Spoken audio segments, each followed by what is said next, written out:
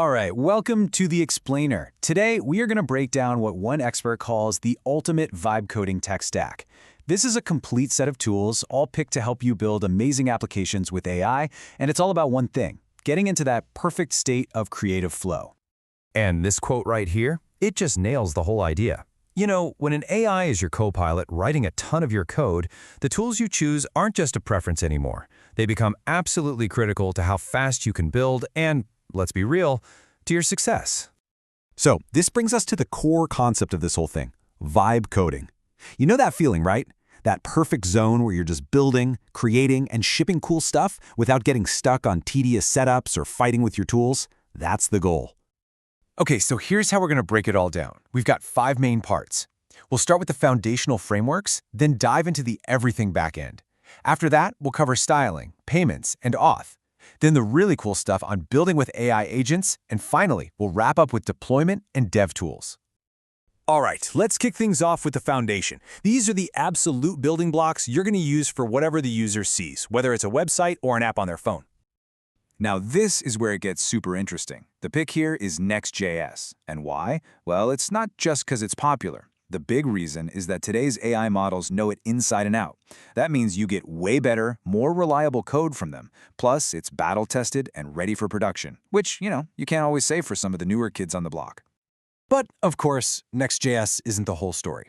To really round out this foundation, you need a few key companions. ElysiaJS is in a mix for super fast type-safe APIs. Then for mobile, the clear go-to is Expo. And to keep everything neat and tidy, your web and mobile apps all in one project, TurboRepo is the tool for the job.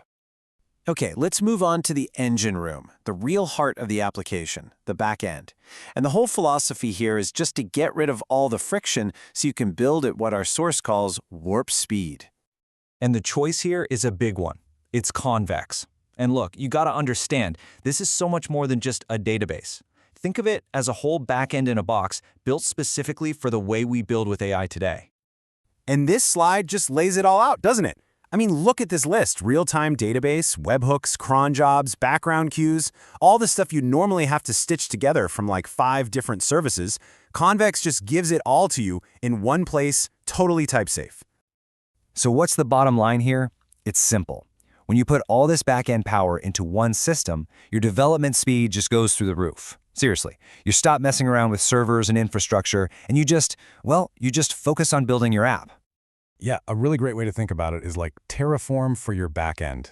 I love that analogy. Your entire backend, your database, your functions, everything is just defined as code, TypeScript specifically. And what are AI copilots absolutely amazing at writing? Exactly, TypeScript. All right, moving on.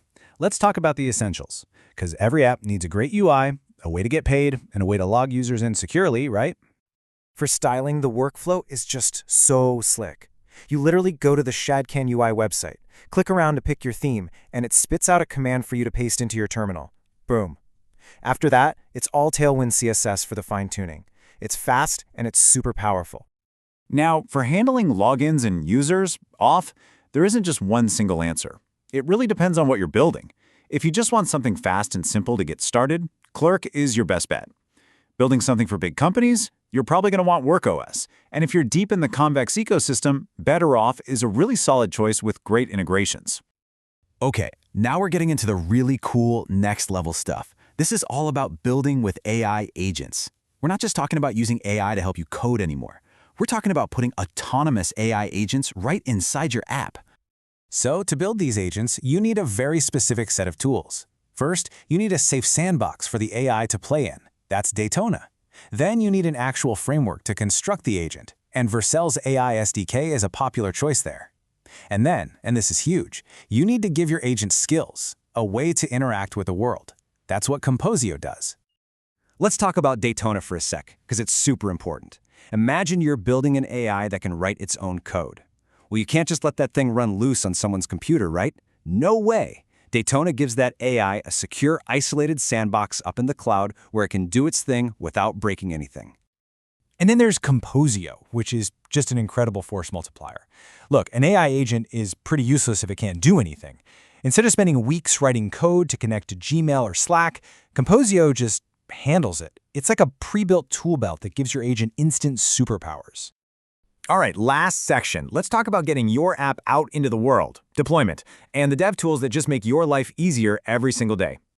Deployment here is pretty straightforward. For your Next.js app, Vercel is kind of a no-brainer. It's just the best tool for the job. But if you have other stuff to deploy, maybe a separate server or something, Railway is the top pick. People just rave about its developer experience. So think about this for a second.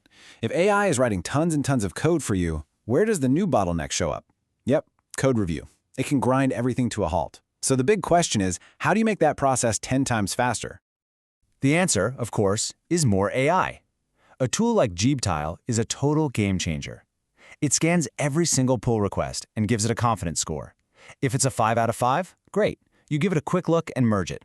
If it's a 2 out of 5, the AI has already left comments telling the developer exactly what to fix. This saves an insane amount of time. And that really brings it all home, doesn't it? This whole stack isn't just some random collection of popular tools. Every single piece, from top to bottom, is chosen for one reason: to get you into that vibe coding state of flow, to make you faster, and to help you leverage AI to its absolute fullest potential.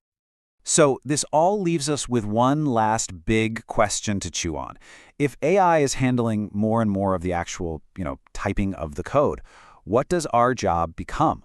Are we shifting from being programmers to being engineers and architects? It's a pretty fascinating thought to end on, isn't it?